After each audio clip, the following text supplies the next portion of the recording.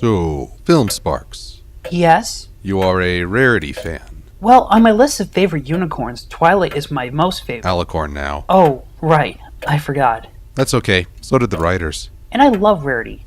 I know how Rarity feels about designs and details because I myself am a striving artist who has a passion and attention to detail. And you want to talk about Rarity Takes Manehatten. Yes, but not just because it's another Rarity episode, it's also because I really wanted to see how they portray Manehatten, being a New Yorker myself. What are your thoughts on Dave Polsky? Well, Over the Barrel was an okay episode, and I did love feeling Pinky Keen. But can he write for a character like Rarity? Interesting. Do you have $20? Yes. Perfect. Let's collab. Oh, Manhattan, what you do to me. Such a huge, bustling community.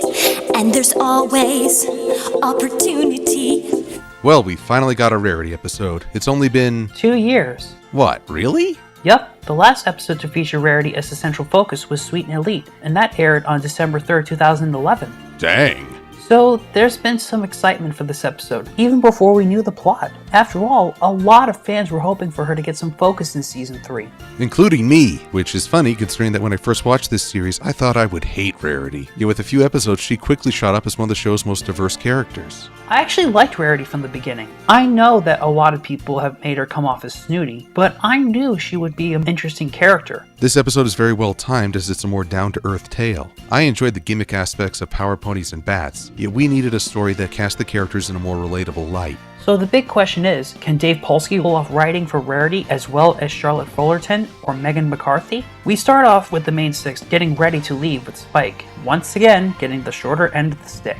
Yeah, get used to that. We are going to see a lot of it this episode. And with one quick train ride, we find ourselves in the city of, Manehatten, which of course has a few of our most famous buildings and landmarks being represented in the show, like the Chrysler, Madison Square Garden, the Statue of Liberty, Grand Central Station, the Plaza, not sure what that building with the pony head on top is supposed to be, and of course we also have Pony Times Square. Woo, there's a sale on at Macy's. Whoa, wait a second.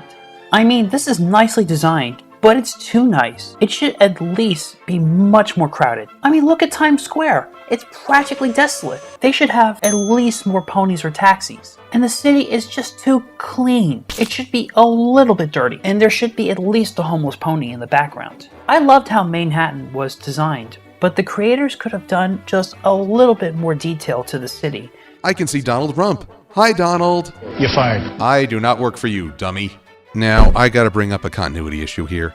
Why is Rarity so fixated on this contest? She's already designed wardrobes for a princess, been a main stylist for another princess, and been recognized by some influential fashion ponies. Does she really have anything to gain from visiting Manehatten for Fashion Week? Well, of course. She's a self-promoting artist, and Manhattan in the real world is considered the beaming fashion icon of the US. And Manehatten should be the same for Equestria. Since Rarity strives to be the best at fashion design, meeting other top fashion designers and promoting in Manehatten could mean huge things for her. One meta joke later, we get our first Rarity song in a while. I'm on the record as saying that I don't care for defining the main six solely by their elements. Yet this episode did a great job of showing Rarity at her best and worst. It isn't just about her being generous, it's about how she reacts to situations for both good and ill. And the first issue she runs up against is that she's almost late to the fashion show gathering and has to hop a taxi, fast, in Manehatten. I think she'd have better luck getting a fresh set of wings from Twilight and flying there. Now, I gotta ask a native New Yorker. Half the fandom is up in arms that Princess Twilight can't catch a cab.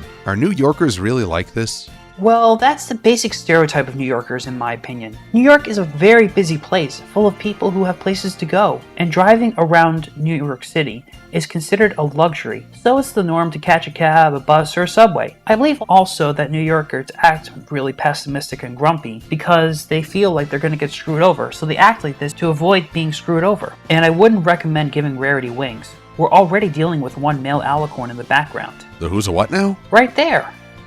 By Celestia's unmentionables, do you realize what this means? No. I pray you never do. The floodgates have opened. Anyway. Ah! Rarity makes it to the fashion show and we are introduced to Prim Hemline, or as I like to call her, Miss Harshwinny 2.0. Now, you littlest ones will have the chance to compete for a weighty responsibility of your very own. How is it that all your competitors are here half an hour early, and yet you arrive seconds before we begin? Professionalism, Miss Dash, I must insist. We keep to a precise schedule, so let's try to be more than a few seconds early, That is all. Dismissed. Then we are introduced to the two-faced backstabbing pony, who I think is definitely related to Diamond Tiara somehow, Suri Polomare. But when she was being really super friendly with Rarity, I knew she was being cunning. Rarity then shows her this new special fabric that took her months to make. And Suri is more than impressed, and even has the gall to ask her for a swatch for accents. But Rarity foolishly gives her a whole damn bolt of fabric, to which Suri then makes a whole line with the fabric, making Rarity look like a copycat.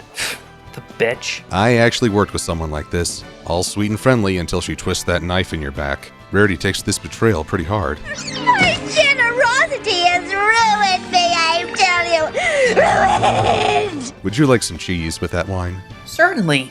I'm quite proud and impressed that Rarity could recover after months and months of work being put down the toilet after that bitch stole it from her and claimed it as her own original work. Rarity demonstrates her usual creativity and quick thinking with her said hotel chic. Well done, Rarity.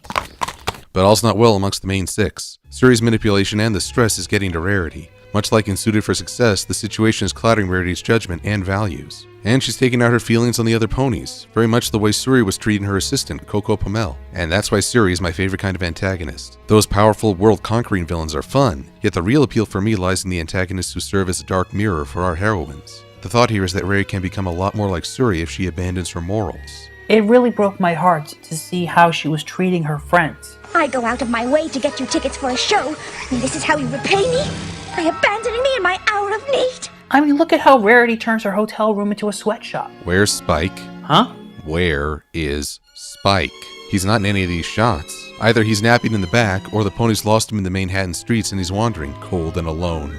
You are really dark. Yeah, I get like that sometimes. Rarity debuts her new fashion line, catching the eye of several returning characters. Yet when Rarity sees that her friends are missing, she realizes that going for the victory has a much greater price. And this is where the episode shines. A lesser story would have simply been about winning the competition. Here, the focus shifts to Rarity's internal conflict and her attempts to reconcile.